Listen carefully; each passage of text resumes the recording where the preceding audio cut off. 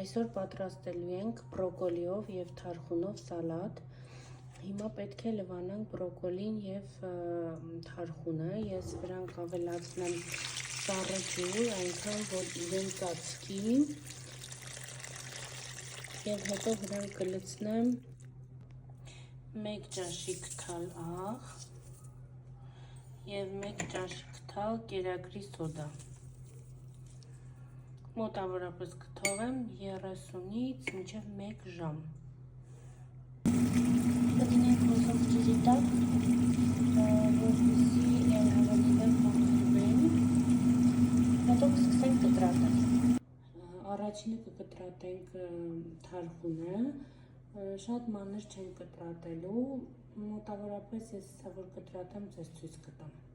Ահա կտրատեցի թարխունը, մոտավորապես այսպես։ Սալատի մեջ նաև գնում է կանաչ սոխ, եթե դուք ցանկանում եք, կարող եք նաև կանաչ սոխ օգտագործել, ուղղակի ես շատ չեմ գցում, մոտավորապես 4-5 հատիկ, երբեմն լինում է դա էլ չեմ գցում, տեսեք ձեզ ոնց ավելի դուր կգա, այդպես արեք։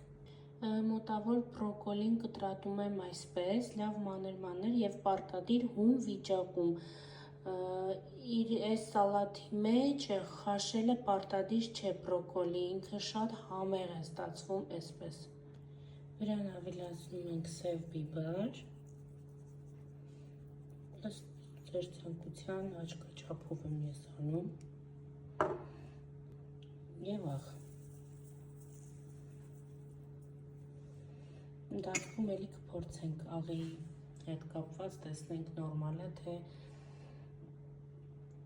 մի քիչ սմետան եւ մարինեզ խառնում ենք եւ վերջ։ Սա էլ մեր սալատի վերջնական տեսքը, հուսամ